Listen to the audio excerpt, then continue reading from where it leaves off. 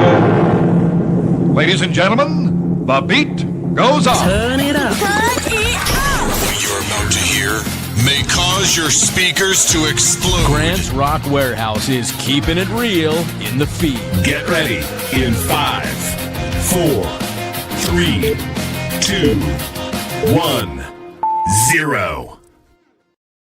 Hey everybody, we are live and it's another episode of Little Known Bands That You Should Know. Ladies and gentlemen, we've got Adam Elk here from the Mommyheads. Adam, welcome aboard. Nice to see you. This is excellent. God, I love this. How are you tonight? I'm great. And as I said, I'm honored to be on the show, A, because you have XTC right behind you and it's hard to concentrate when I watch the show. Well, Adam, not only that, but we also have fog, and I'm going to fire off the fog machine just for you. In your honor.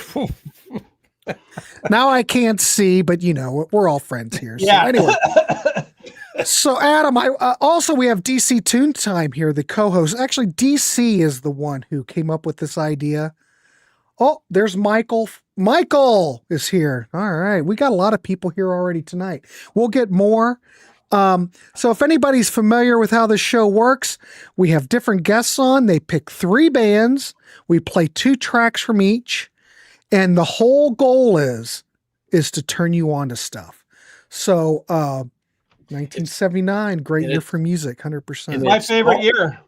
And it's all very exciting because we're expanding the paradigm of the Warehouse. And we were actually having musicians, respected musicians in the biz as our guests. And by the biz, I mean DC means the industry. Industry is what I mean.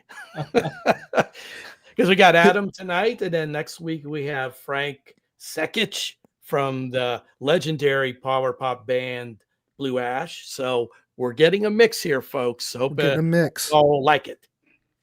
Yeah, respected. Go light on respected. What? Oh, look, Michael says, I had a few Mommyheads albums back in the IPO days. I saw your band there, Adam. There you go. I was just telling Grant before the show, I know I had that Mommyheads album with the red curtains. Oh, the Geffen record, yeah. I know I had that album. Yeah. But so, we might be the ultimate band for this show. You know, I'm glad I could bring other bands on that people might not know, but literally the Mommyheads for almost 38 years. Wow. Have survived against all odds just because we love hanging out. It's like our bowling league. Mm-hmm. And we don't care what the world thinks, which is the best medicine scenario for the true artistic voice. Exactly. And that's amazing that you guys have been able to keep it together all those years. That is not easy in a band scenario. Well, after the Geffen record and we had some buzz and we were dropped, we did a record with Don Was. He did 2 records in 97, Steel Wheels and Us. Oh. So we were a buzz band for a minute, and we were playing LA, and it was like everyone was showing up. No Doubt was in the audience. We were touring with Cake and Lisa Loeb, you know. So wow. So we but then we learned the hard way. We were dropped with 1,000 other bands, and for every one Elton John in the 70s, there were 1,000 other Elton Johns that didn't make it. And for every Billy Joel in the 80s, there were, you know. So we just happened to fall with all those other bands. But the irony is all those other bands were friends of ours and we were friends of theirs. And they said, keep playing. And it really culminated when I was at the Tape Op convention in 2004. And Chris Walla from Death Cab came up to me, shook my hand and said, you were an inspiration for us. Please get back together. So we got back together and we're doing it for us. And we are the probably the littlest known band that you'll never know. And but if you find out about us, you may like it. So. I will say this, that after this show's over, Adam and I are going to spend an hour and chit chat. So that show will be coming up soon. So just look forward to that. But this is kind of like the preamble to the Constitution. Yeah. I figured, well, Adam, since you're going to come on in an hour and we're going to chit chat, hell, why don't you come on?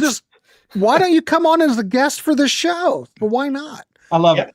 And as Webb says, that's a great story, and to have the respect of your peers. That's it. That goes a long way because it is a tough gig making a living with the arts, where, you know, wherever you may fall in that paradigm, it's really tough.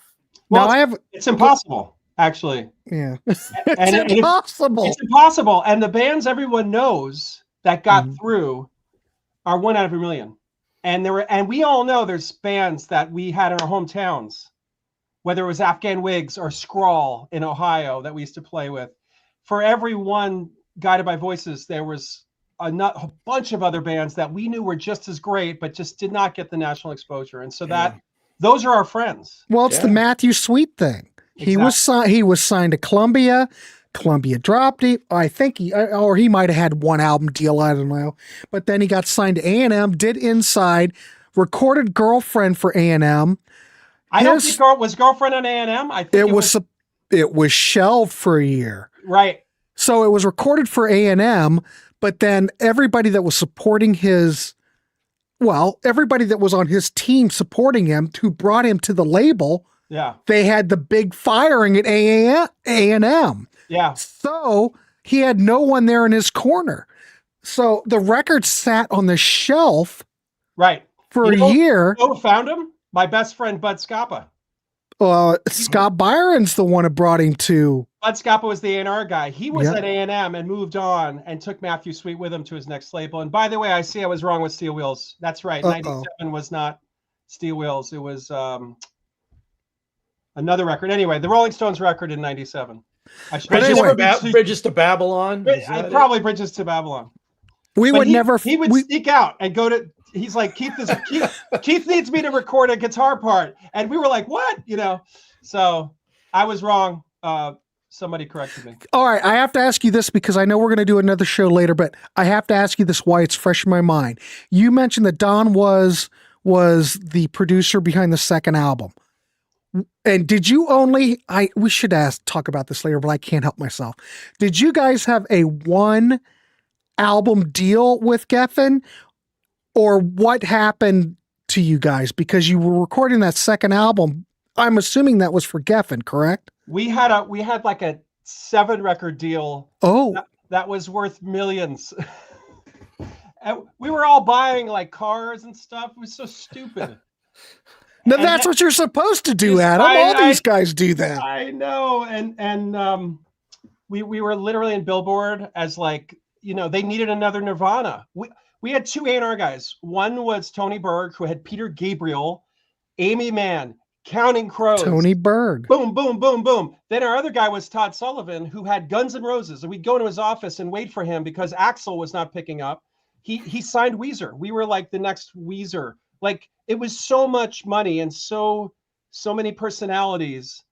And we were in Ocean Way Studio B, where Pet Sounds was recorded, and Waddy Wachtel would just walk through, and the dude from Foreigner would just walk through, like looking for co-writes. And Willie Nelson came in. You're just dropped into this magical world that you have nothing to do with ever.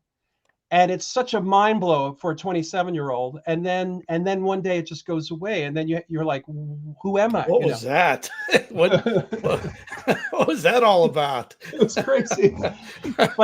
But a great experience. Oh my God. But the Don Was record was recorded for Geffen, correct? Yes. And did that get shelved or did that come out? Great story. So they put it out. They made 30,000 copies because they did everything big. And then it didn't sell the first day, and it didn't land on K-Rock. And so they had a meeting and said, why did we sign them? And we were gone. So that's the story. So there are copies. I guess I was unaware of that. I was only aware that there was the one Geffen record. Yeah. So before that, we were on Peter Cadis's label called ... and he produced all Interpol. He produced Sting's Grammy Award winning records. He did all the national records. He had his own label. So we were on these cool labels: Dromedary, Simple Machines, which had the first club where you could join, and then you get every month you get an installment. It was like the first subscription model. So we had great labels, and Geffen kind of ruined it. We realized that you finally get there and they know nothing. They know nothing. You could put out like a memoir or a book on what to do and what not to do. For one, don't buy all those cars when you get your advance. I know. All right, cool. Well, we'll have Adam back. Well, he's not leaving yet, but there will be a separate show, so you want to tune into that. And I've got a whole bunch of questions, so we're just going to shoot the shit. DC, you're more than welcome to sit in on that if you want to come back and hang out and ask questions to Adam as well. I didn't talk about it with you. I love to just lay crap on you, but if you have nothing to do, you want to talk to Adam, you're more than welcome, of course. Sure, so anyway, Adam. Okay. I'd love to talk to you guys. All right. This is going to be fun. So anyway, Adam's given us 3 bands, 2 tracks apiece. Adam is here trying to turn you on to bands that you should know. Adam, what is the first band we've got up on the plate here? Okay, my favorite year in music, because I'm an old fart, is 79. I love 79. I love when songwriters and prog guys had to get new wave and shorten stuff down. When Yes did their, that record with the guy from the Buggles, it got short, songs got shorter, and like you got bands like XTC and Joe Jackson came out, who's really a jazz guy doing punk rock. And you had Elvis Costello, who's really Allison is where he wants to live, but he started doing his intense, tight 3-minute song. To me, 79 is perfect. And there was a guy named Bruce Willie, and he had a band called the Camera Club. They were on Columbia, similar to the Mommyheads. After one record, they dropped him. It's an incredible record. It's a perfect record for me. It's one of those records that is timeless. It reaches to your heart. It's like Avery. It's like Russia that you've covered. What happened? Why couldn't they make more records? And this is the downside of the 70s and 80s. You had to go into a studio and spend $100,000 to make 10 songs. Now you could just make more. So we're making more music, which is great. But back then, he made one record and it's a masterpiece. And the keyboardist is like an 18-year-old Thomas Dolby. And I love Thomas Dolby. I love Golden Age of Wireless, I think, is another perfect record. So Cherry Records put out, and they got all these demos, and we all love Cherry, and I just ordered it from, it's $30 from England, and there's like all these demos. This is a perfect record. So just go. Every time I find an LP, 2 of them, I buy everything I could find, and I give the LPs to friends. So I was unaware of that, because actually I've heard of this band. I've never heard anything by it. So you're saying the Cherry Red just put out like one of those CD box? What is it again? It's a CD box set. God love them. Who's buying CDs? Me.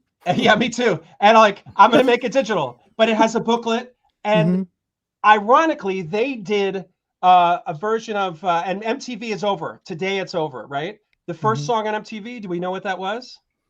Video killed the radio star. The first version, which came out before the Buggles, co-written by Jeff Downes, it's on this record, and it's better. Nope. I do agree. I think it's a better. It's a band. It's not Trevor Horn manipulating the band. It's the band. So God bless them. I mean, they could have had a hit. It just didn't come up. It just didn't hit with MTV. Without MTV, we would never have known that song. So, Well, why don't we play? We're going to play a track off of here, English Garden. So this is the title track for this record. Is there any reason that you picked this track, or just because short. It's short? Because we're going to talk, but it's so good. Talk. It's so good. All right, ladies and gentlemen, we want to know what you think in the chat. Let us know. We're trying to keep this interactive. The whole point of the Warehouse is to turn you on to stuff. All right, let's hear it. Bruce Woolard. I keep wanting to. I want to keep calling him Chuck Woolry. Chuck Woolard. Bruce Woolley and the Camera Club. Here we go.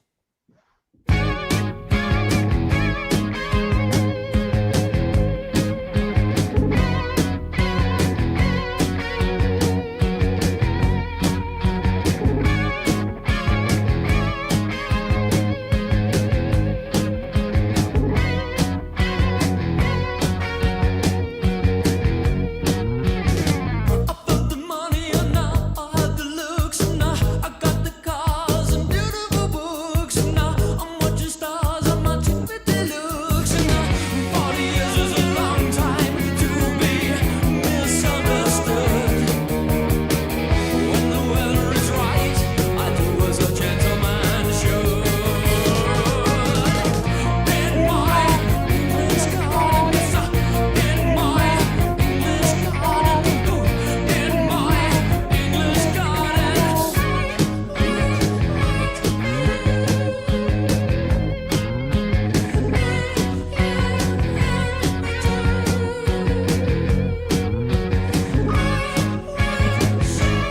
jamming.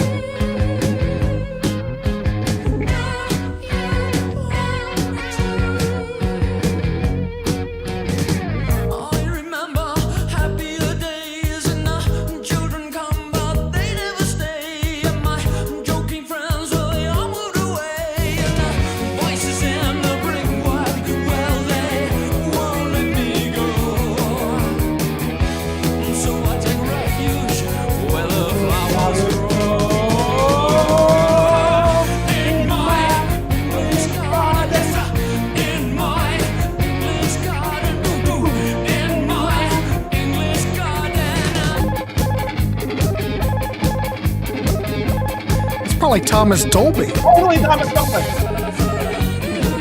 Right there.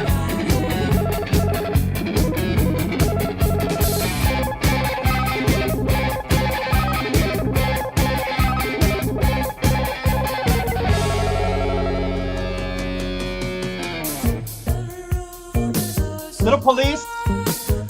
Little Stuart Copeland action. Yeah.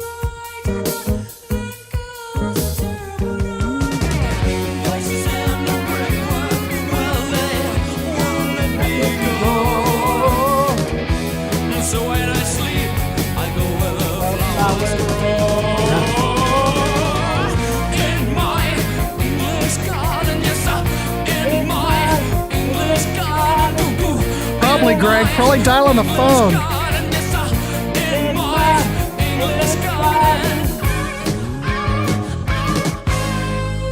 Yeah, Lena Lovitch, New Toy is a classic. I love that track. So there you go. My goodness gracious. How new wave is that? So new wave. Very new wave. I've got like new wave comps, like the Rhino comp that has like 15 CDs, and I don't think any tracks by Bruce are on there.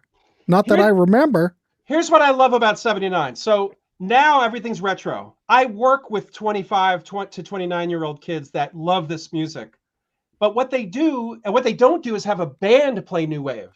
Mm-hmm. The reason why the cars still sound fresh is you have real players with the synth patterns. Now you don't care who the drummer is. You don't care who the bass player is because it's just go, oh, ah. Back then, you're like, that's Thomas Dolby. He played with Lena Lovitch. He moved, and everybody had a lineage and they were real. So the human aspect to the new wave was there in 79 and it felt fresh and modern, but steeped in organic playing. That's the thing. Yeah, that's a great point. It's the whole human aspect of it. When you're melding stylistically this sort of thing that is missing now, that human element back then, it comes through. There is a difference. Maybe younger people can't hear that. And they were dance records with humans go. playing. Chic still kicks butt because it's humans playing dance music. But now dance music is very, very four on the floor. And it's funky kind of in construction, but you don't have that push and pull and the smiles on the drummers' faces. You don't have smiles on faces as they make it. And that's why it's hard to beat. I'm sorry, but I'm a curmudgeon. I'm a Gen Xer who just, I know how they make it, dude, guys. And it's like, get a band to make dance music or new wave, and you got me. And I want to care about the musicians. If I see Bill Bruford is on a cruise to the edge, I'm interested. If I see a guy with a laptop, too many guys with laptops, I'm not going. So, these are the things that matter that I think it's lost generationally. Yeah, and it's kind of scary that to them, they probably don't even pick up on that aspect because their lives are so steeped in that kind of regimen where we can tell the difference between more of a human aspect to the putting the music together. So exactly. I did see Kraftwerk like a year ago play here in Columbus. I did go see that. Yeah. Because I thought, well, Kraftwerk, am I ever going to see Kraftwerk again? It was fine. The dude from Kraftwerk passed away. His name is escaping me, but they're doing an auction of his stuff. And they had arpeggiated sequencers, but they were analog sequencers. So the Kraftwerk stuff breathes. Devo breathes. These bands breathed. They were living organisms. Well, Devo breathed until they did Shout and used the emulator. True. I saw, what was it? I read some interview with Jerry from Devo talking about it, and evidently he was totally against that. Because think about it, when they went used digital synths on that, it totally changed the Devo sound. Isn't it weird? It got less scary. It was like it was less real and organic. I mean, part of what I loved about them was their drummer and guitarist were so good. Mm-hmm. And they got as close as they could to being a click, but then they would do a fill and it would go off. Better live show when they had the real band back in the 80s. So but Cars stuff, I think the Cars stuff that you mentioned is a good thing. You know, I wouldn't count Heartbeat City in there because that's, you know, people like that record. That was the biggest selling Cars album ever. Listen, City. One thing I've learned is the biggest selling records are not necessarily the ones you're going to love.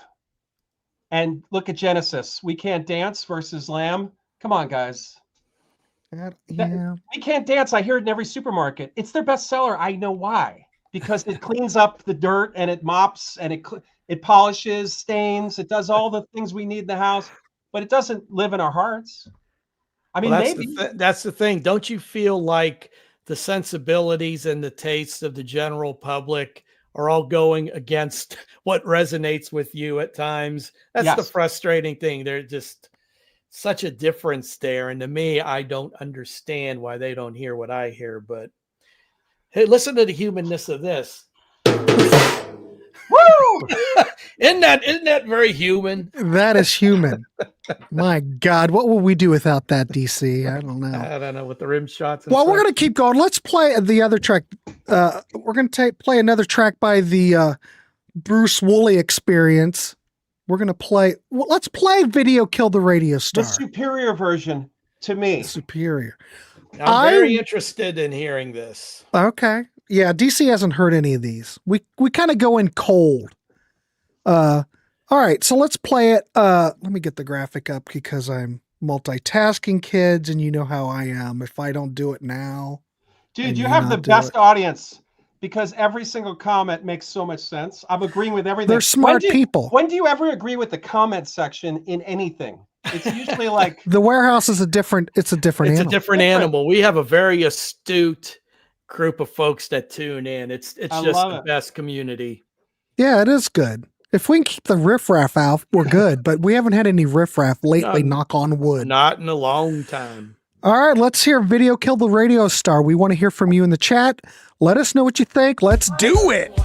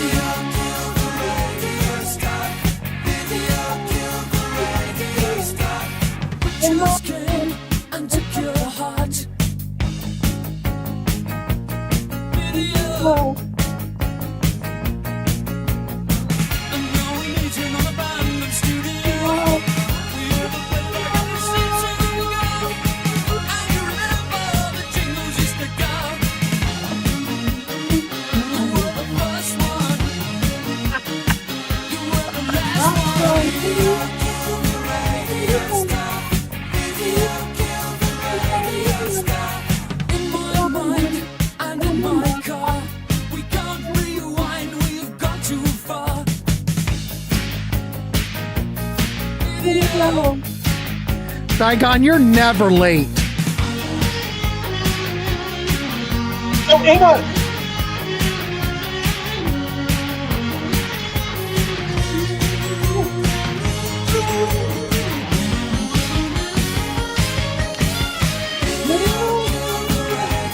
I think.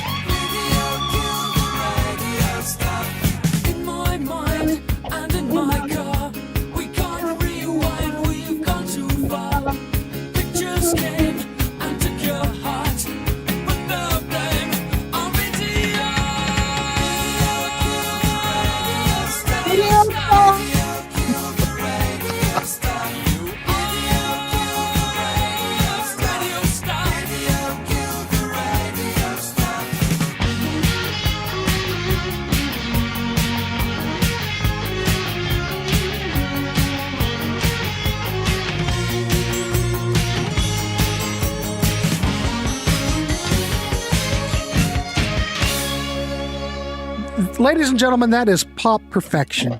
It's a perfect song. Perfect song. There you go. So did this predate the Buggles version? Yes. And By how much? By MTV much.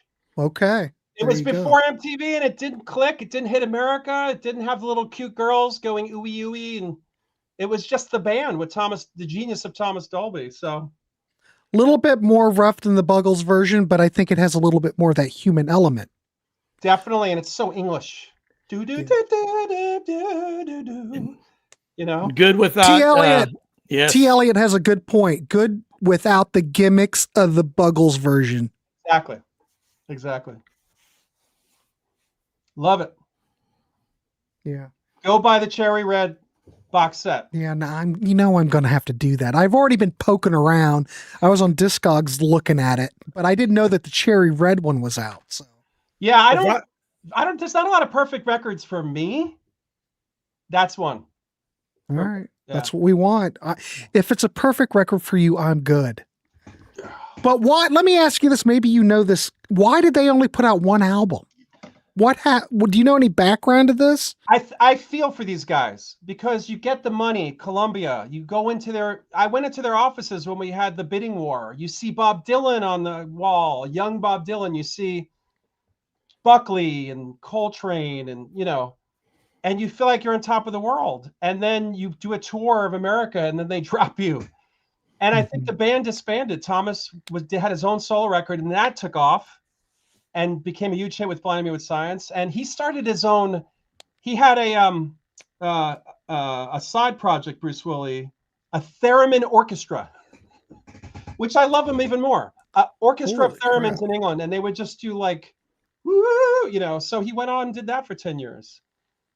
All right, cool. Well, I like what I've heard so far. And, yes, my credit card is melting again. Thank you, Ken. Hopefully the Cherry Red site has recovered from all the traffic that Pardo sent the other No, night. not Cherry Red. You're talking about Rock Candy. Oh, Rock Candy. Yeah, Pete Pardo's brought down the Rock Candy site again, probably because he bought too much, I think. Crashed it. I think he crashed it because they're on break again. So, but I love what Rock Candy does. I love what Cherry Red does. It's freaking unbelievable. Yeah. All right. What do we have up next, Adam? Okay, so Chris Merritt. Okay. Like the Mommyheads, the guy gets no respect. He can't you go to his Spotify, it's 300 people at max. Mm-hmm. I was so enamored with this record that I hired him. So I do commercial music during the day to make money to pay for my dreams that don't happen. And so it's not funny. And I hired him to be a writer for me, and he was just too good. And he has 12 records, and I just think it's pure pop.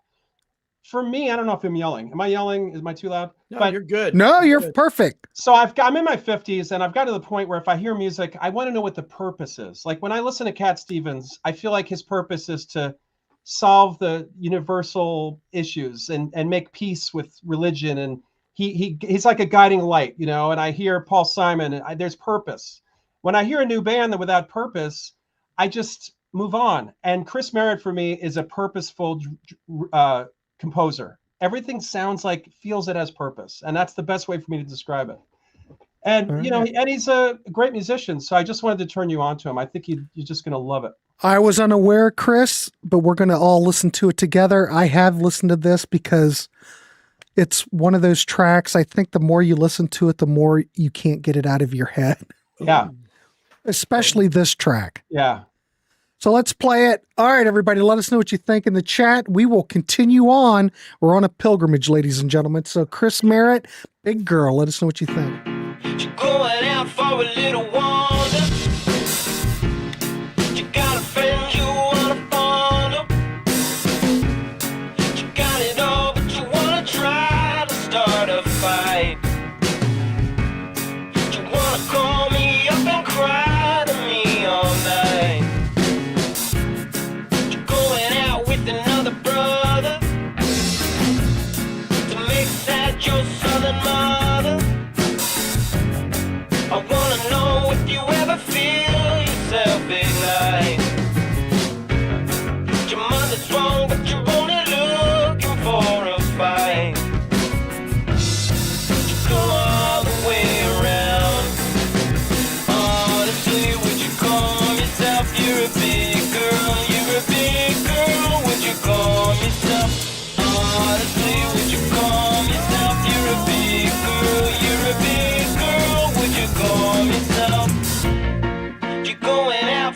little water? Oh, you going out for a little water? I wanna know where you're going now. I know it's late. I wanna know where you're going now. I know insane. You come all the way around. Honestly, would you call yourself? You're a big girl. You're a big girl. Can you call yourself?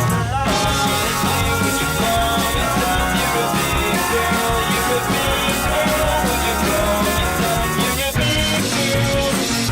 Call yourself now. Roll your eyes like a child, and you drink like you're from the wild, and you give your love like a magazine, and you swear like it's going out of style.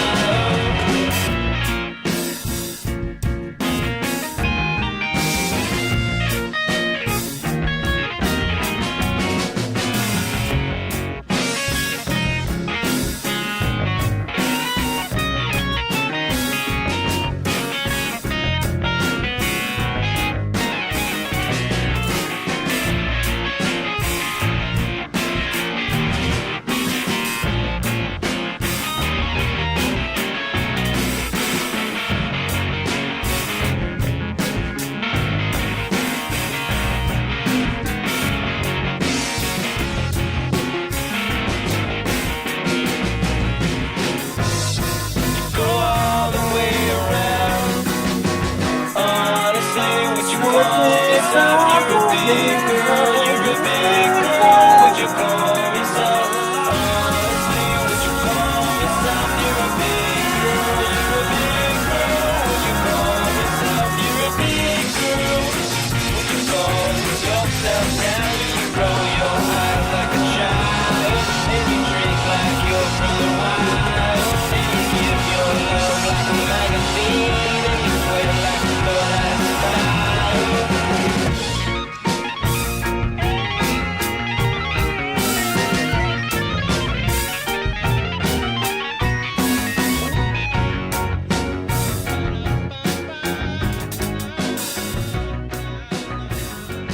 Yeah, we got a lot of people chiming in. Emmett Rhodes, Barry Ben Folds. Okay, Ben Folds. so I just want to promote Chris because I love his music.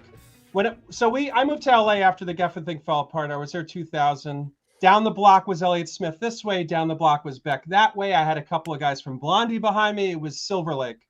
I would have late night sessions with Roger Manning and the guys from Jellyfish. Like, we were all buddies. John Bryan played on my records. I'm telling you, I've been around great people. I sat there with John Bryan and Tower of Power in LA. It was like awesome. Great for a musician. This guy, when you hear him play, when he's in the mood, you get that feeling that those guys have. So I really just want to, people, Chris Merritt, go to his site. It's 2 R's, 2 T's.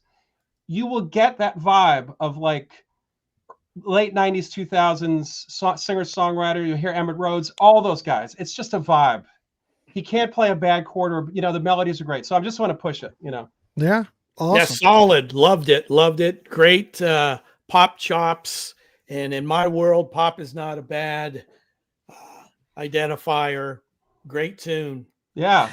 Yeah, this is 2010. When I go on Discogs or look on this is like one of the last things he's done. I don't think he's really done much lately, has he? You'll find stuff on Spotify. Maybe. Oh, okay. Yeah. Because there's only most of it's all. This isn't on a label. It's all him. It's all it's tough, It's tough. Yeah. It's the new world. It's the new world without a record industry, ladies and gentlemen. It's brutal. I missed him and I hated him. So it's Yeah, Michael says LA power pop scene in the late 90s was pretty hot. Wow. It was awesome. I mean, this is kind of power pop in a way. Adjacent. Totally. I think of Game Theory. I think of Love Game Theory. The Loud Family. Those guys, we used to play together, Camper. I moved to San Francisco for Camper Van Beethoven. I wanted to be on Pitch a Tent Records. I love Monks of Doom, and it's just great stuff. Website. I think Chris, if you type in Chris Merritt music, you'll find him. There's a lot of Chris Merritt's. But anyway, yeah, you'll find it if you just type that in and just do a search. It'll come up. we toured with Ron Sexsmith. The guy's a genius. I love these people. I think I've got one album by Ron. I think I picked it up in the cheapie bin for like $2 or something. Oh, he was like the first one, I think. Buy them all. He's got an incredible catalog. The man is very prolific. I've probably got about 4 or 5 of his LPs. Damn it. Why do I keep spending more money? It never ends, Grant. It never Rhino put out a Power Pop. I think they put, it's like 4 CDs or something. Mm-hmm. Not very big. It's like 3, and they went 60s, 70s, and 80s, or 70s, 80s, and 90s. 3 CDs from Rhino. All right, well, let's play another track off this record. Again, we want to hear from you in the chat. Chris Merritt, Walking on the Water. Any reason you picked this track? The whole record's great. It's random. The whole record's great. Eeny, meeny, miny, mo. All right, cool. Let's play it. Again, we want to hear from you in the chat. I'd like to thank Adam for coming on tonight. We will be seeing more Adam because DC and I will be talking to him after this show. So look forward to more from Adam. Hopefully we can have Adam back again. Love it. All right, let's do it. Yeah, this is evolution. Who can be the better fibber? And the brain gets bigger. And you're walking on the water, baby. Aren't you, baby? Aren't you? Schnee came up with that name, Michael, not me. Blame Schnee. I've got a front and a backstage. Love is just a show that runs for the longest, baby. You don't see it, but I'm thinking the whole time. I feel nothing when I look at your face crying. But I'm lying when I tell you I'm not lying. I don't mean it when I tell you I didn't mean it. I don't mean it when I tell you I didn't mean it. You don't wanna face it, but you're a little liar too. You say you love me only, but you said it to the one before me. Did you, baby, did you? I'm thinking when I'm begging and crying, you'd believe it if you didn't believe it. But I'm lying when I tell you I'm not lying. I don't mean it when I tell you I didn't mean it. I don't mean it when I tell you I didn't mean it. I'm not feeling Terry Jacks. Don't see it, but I'm thinking the whole time. I feel nothing when I look at your face crying. I'm lying when I tell you I'm not lying. I don't mean it when I tell you I didn't mean it. I get that Beach Boys vibe, yeah. Don't mean it when I tell you I didn't mean it.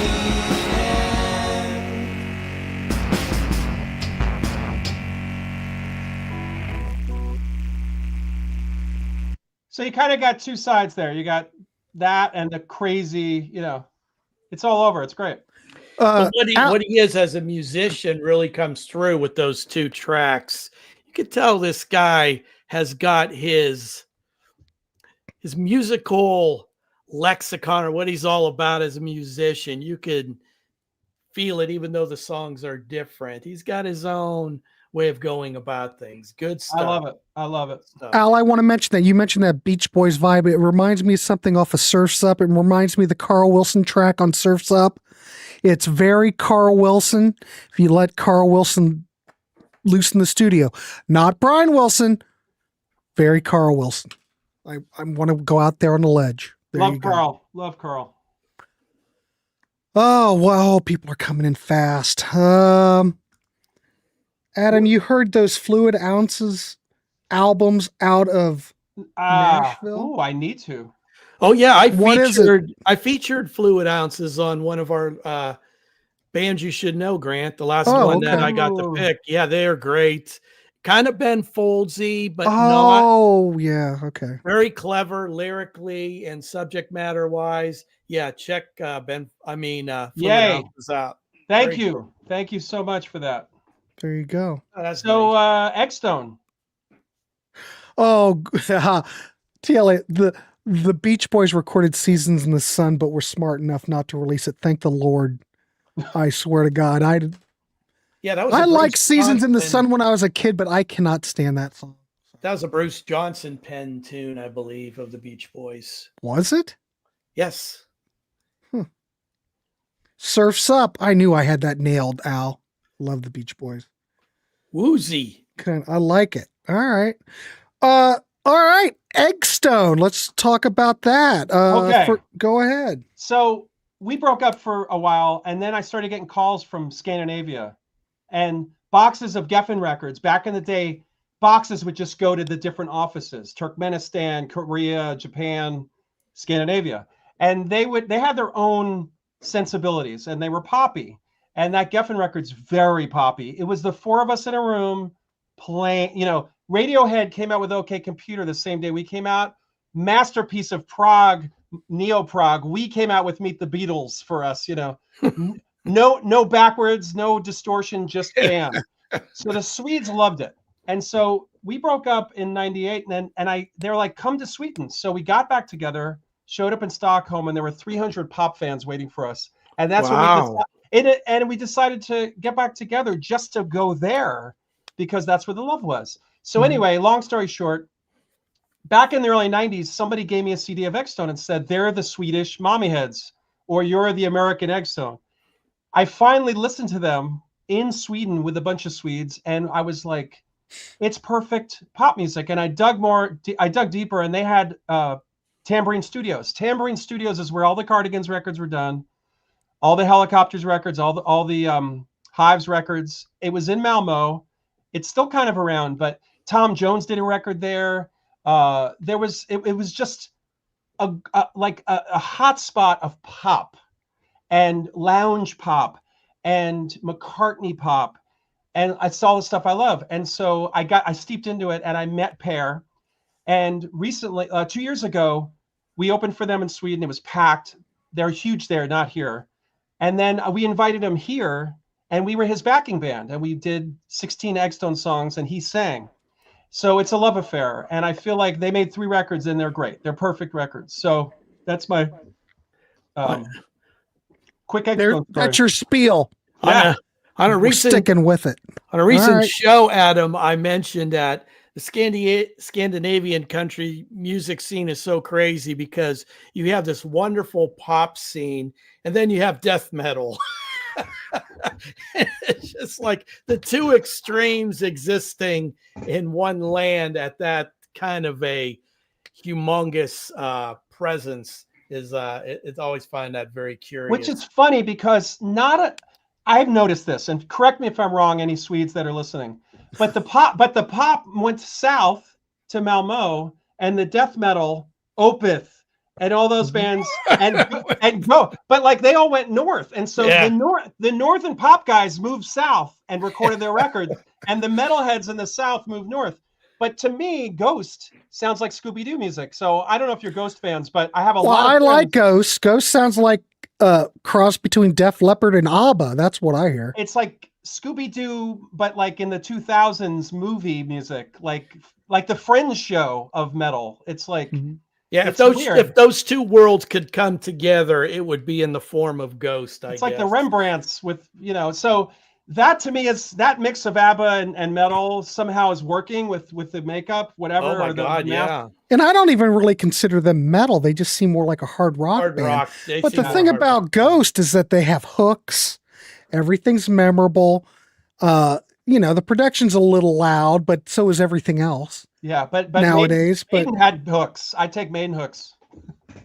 I take the hooks of Killers. I found out about Eggstone once again from the Not Lame catalogs and company that was championing lots of this kind of music from back in the day. And yeah, Scandinavia was a real hotbed for this melodic pop music. It's interesting to be in a band and to struggle and then find a country that understands you. Embraces it such. Yeah. Like Japan loves us. I play solo shows in Tokyo, and it's packed. Like they love melody. Yeah, Have It's you heard of a amazing. group? Have you ever heard of a group called Swan Dive? Yes. And they are humongous in Japan and, like Singapore and wherever. Yeah, but Japan fully embraces that melodicism. It's but like I'm in New York and it's just noise and chaos. So of course John Spencer's Blues Explosions from here, Pussy Galore, Sonic Youth. But when you go to Japan, I was with a guy and I'm like, what's with the melody? This unquenchable thirst for melody. He's like, listen, each station has a melody. So if you're blind, you hear the melody of the station and know you're at your home. So they use melody to guide society. It's like Interesting. it's in the inner workings of the government and the people. Wow. So they were singing along with me, even though we've sold 10 copies total in our lifetimes. Like they love melody. So it's really great. Well, Cheap Trick fared really well in Japan. Let's just say that. So. Oh God, oh my God. Yeah. Love Cheap Trick. Adam, check out Dizzy Ms. Lizzy. Norway pop meets rock in amazing ways. Singer sounds like Neil Finn too. Oh, I love Neil Finn. I will say that those first four Crowded House. Jesus. Crowded House, the brain. Those first four Crowded House albums, absolutely brilliant. Can I tell you a story? So we met at CBGB's, my band. We were in high school and met at CB's. We used to play CB's once a month. We were like a house band. One time they wanted to kick us off the bill because they had a special guest coming from somewhere around the world. And I said, Hilly, please leave us on the bill. So we stayed on the bill with special guests. And it was secret. And we played our show. And guess who plays after us at CB's? Crowded effing house. Wow. My God. They passed by us and we're like, hey, mate, and they did their whole first record. It was like their first tour, first record, acoustic, just a snare drum. Blew my mind. It was like the Beatles, like seeing them at Shea in CB's. And I'm telling you, we've never had an opening slot better than that. And that was in '89. That's amazing. That's very cool. Very cool. I do remember the only thing that I can remember that was awesome there were two things, but the one thing that I did have Skyline Chili with Matthew Sweet in Cincinnati once. He's the nicest guy.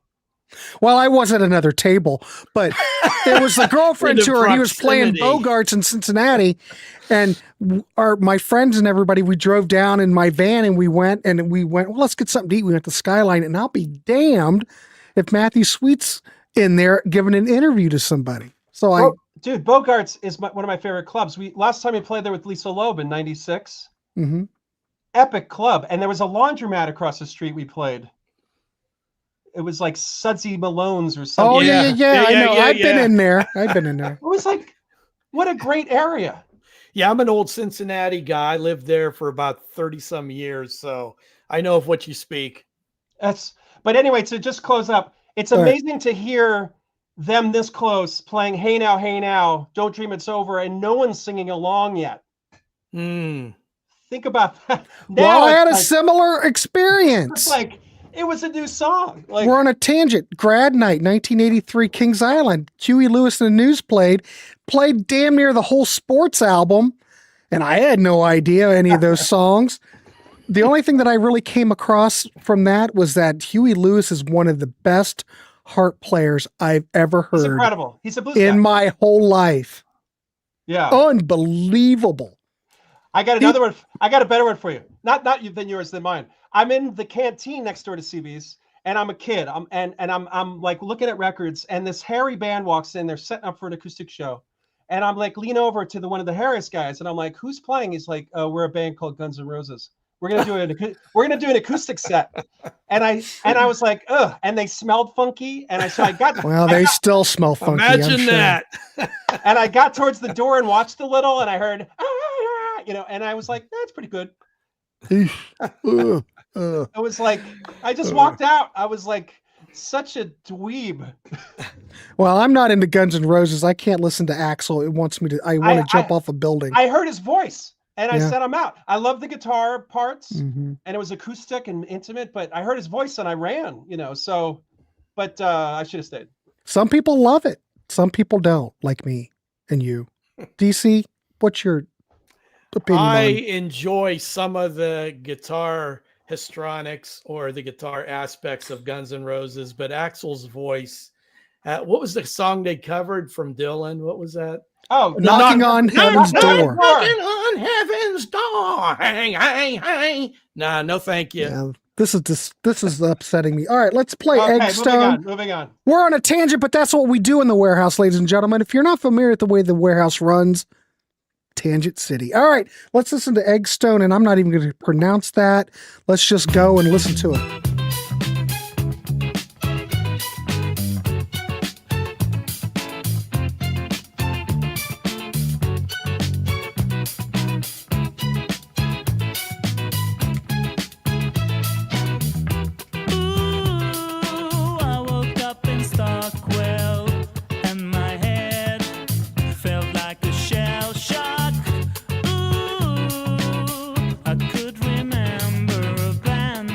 Right. I got down the escalator, sat in the bus. 5 minutes later, lean back, resting my knees against the seat. Underneath all the streets, like the mold of rolling steam.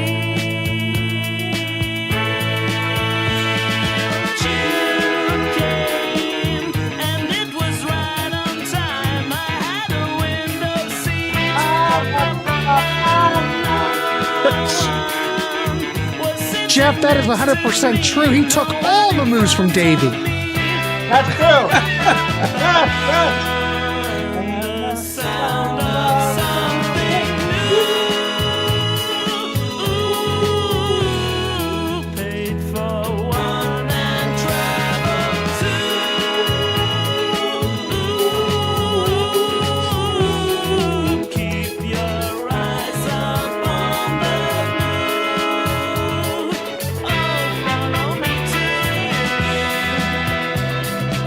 Somewhere in Fenchurch, the sudden thirst made me emerge there. And the rain was pouring down. Turn left at the Baldacchino. I tried to get a cab, but there would be no. I think we've played DAD on a show before. sign to take me there. Underneath all the streets, the dark, the riding sparks. June came, and it was right on time. I had a window seat.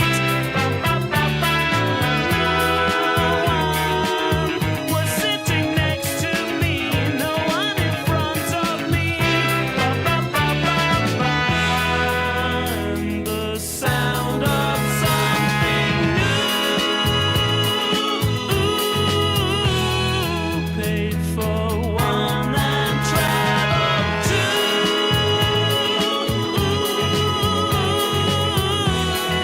Keep your eyes up on the blue.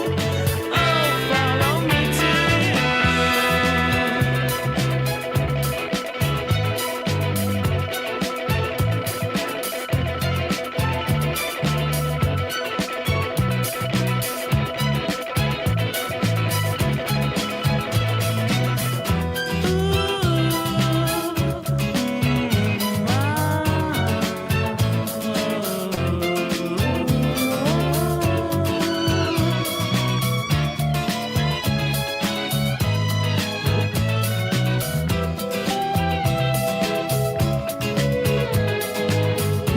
Love I boat.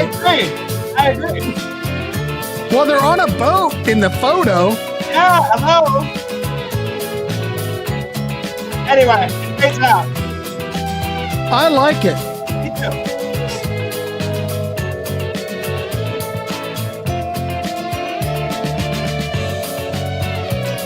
Hey, My first thoughts on it is that it doesn't sound 90s. This could have been like, you could have played this and play this alongside ABC in the 80s and it would fit right in. It's very 80s. Mm-hmm. It's also very McCartney solo record, goofing around, having fun, all melody. And you know what? I heard the Love Boat thing and I agree. And if there was a band that came out now called Captain Stubing that just did Love Boat vibed pop music, I would buy that in a heartbeat. You could charge me $100 for that because I love the Love Boat. You know, I love the Rocky theme. I love all the stuff I grew up with. So yes, I love this music exactly because it sounds like the Love Boat theme. I like it. This is good stuff. And so many really fine bands came out of Sweden, Merrymakers. Love the Merrymakers. David Meir is a good friend of mine. We've co-written stuff. He's tremendous. Yeah. Yes. You know what? As Adam keeps going, I just feel, DC, that we're just really not worthy of this, but I'm going with it. Listen, I'm just a musician, so I find the musicians. I seek them out, and they find me. And you guys are in different. We're all symbiotically related. We're mushrooms. We are a bunch of cells. I'll give you that. Exactly. So. Well, that's what I tell everybody that gathers here on occasion, that we are a very small segment of the overall society. Lots of people like music. Not a lot of people are passionate about it like we are. So we have this community and all is well. I've accepted that if somebody wants to talk over a show if I'm seeing a band and they're incredible, don't talk to me. I'm locked. But a lot of the world wants to chit chat, and that's okay. That doesn't make me inferior or superior or them. And if I'm looking at architectural designs, I don't know what I'm looking at. But if I'm locked into a band, but most people will talk over that. So we're just in a zone of people that have to listen through and dive in fully. You know what I'm saying? Yep, 100%. Well, I remember being at a Matthew Sweet show. I think I was starting to date my wife, and one of the first things we went to was Matthew Sweet. I do believe it was 100% Fun Tour. Right. And she was talking to me during a Matthew Sweet show. It was wonder we went out again. It was not a good situation. Dude, you're the 1% of the 1% of the 1%, which is like, I need to hear this band. Mm-hmm. That's it. And Matthew Sweet is one of the great things. He was up there on stage on this particular track, and he was just playing piano and accompanying himself. If anybody knows the Warehouse, I love Matthew Sweet. And it was just absolutely phenomenal. God darn. Michael says, Eggstone can rock. Check out the track called The Dog. You could go to The Dog if you want to. Well, I can't. Okay. I could, but that would cause me to jump through a hoop. Don't worry about it. Let's just play the next track. What are we hearing next, Adam? Was it April and May? April and May. Let's play it. I love the pop stuff, but yeah, The Dog is incredible. We're at 59 minutes in. We are at the witching hour. Let's see if we can play this track without getting shut down. All right, here we go.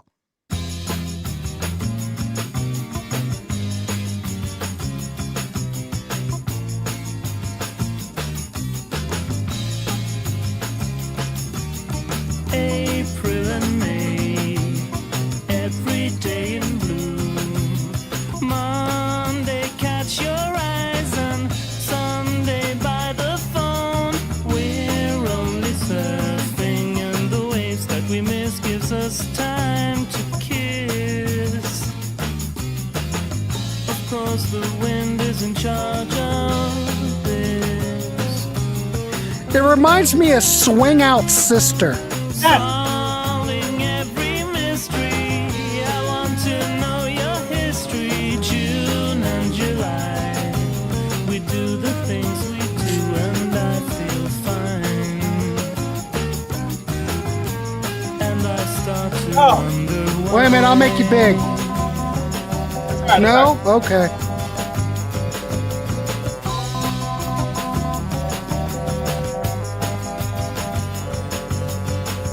Exactly.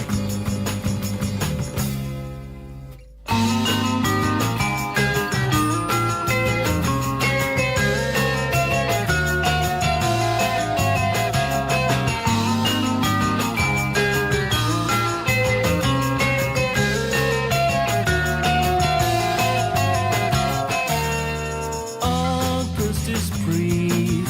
I see you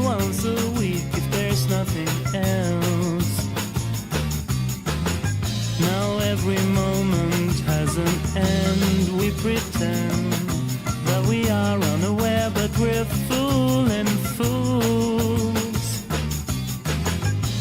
Something's dwindling inside us too.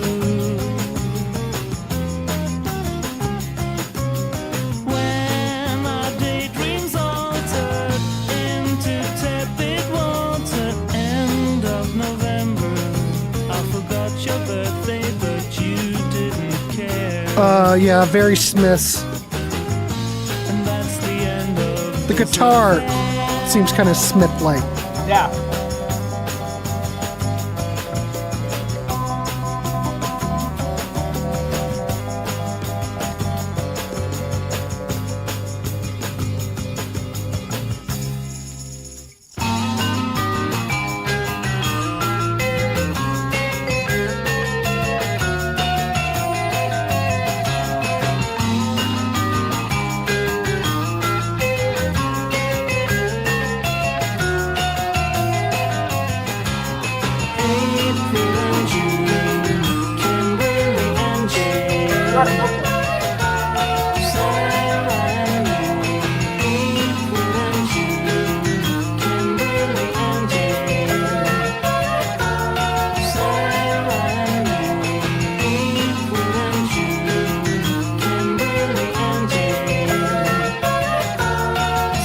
Michael, you don't like everything?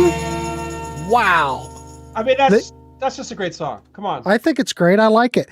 I have thrown out things that it sounds like, but still it sounds very much like its own. It's just original, which I love. And I'm out of focus. I don't know what happened, but You don't look out of focus. Oh, DC's okay. you out of focus? A little bit. yeah, it's weird. But Damn. I just think, look, you may not like it, but you know it's original. And Right. and it has things that I love: Beatles, Cardigans, Lounge, great melody, different time signatures. When I hear dropping notes, it starts to get progressive. So I'm in. You know.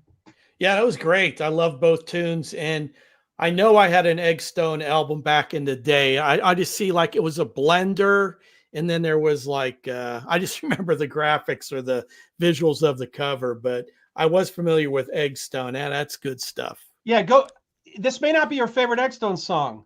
That's okay. But everyone else and you go to their discography and go down a rabbit hole. This is just a little worm. A taste. So if I was me as a novice and I wanted to get into Eggstone, is this where you would start? Viva La Difference was their third record, their last record, and the most produced record and the most gorgeous sounding, and every song's great. And then it's funny because they put out records when we put out records, 91, 95, 97. And you could hear how young they were in 91, but it's still great. So I would go backwards. I would start with this one and then go back. Yeah. All right, cool. There you go, ladies and gentlemen. Man, I think we can wrap this dog up. I hope you've come off. I hope everybody enjoyed tonight's show. I hope you enjoyed Adam. He's a wealth of knowledge. He is music, ladies and gentlemen. When I see music, this man is music. But I think these are a lot of great picks. I liked everything you presented. DC, what's your thoughts on all these bands? I concur. They were different flavors, but all very accessible. And I am a melody guy. I am a pop guy.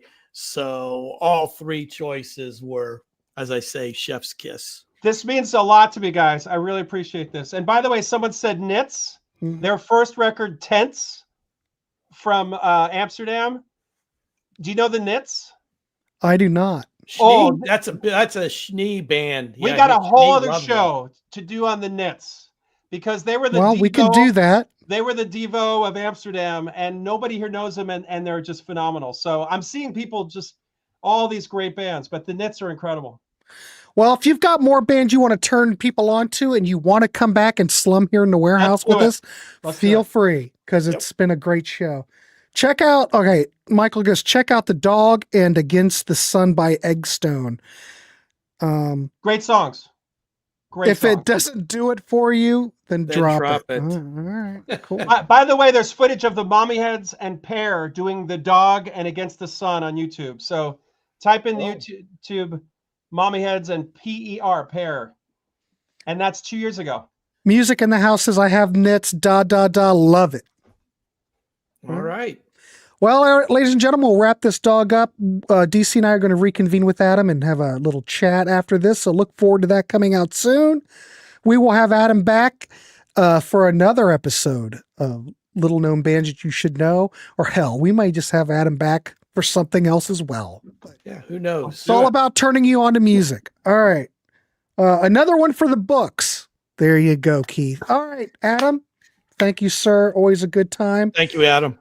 Everybody keep it clean, wrap the rascal, and we will see you on the next one.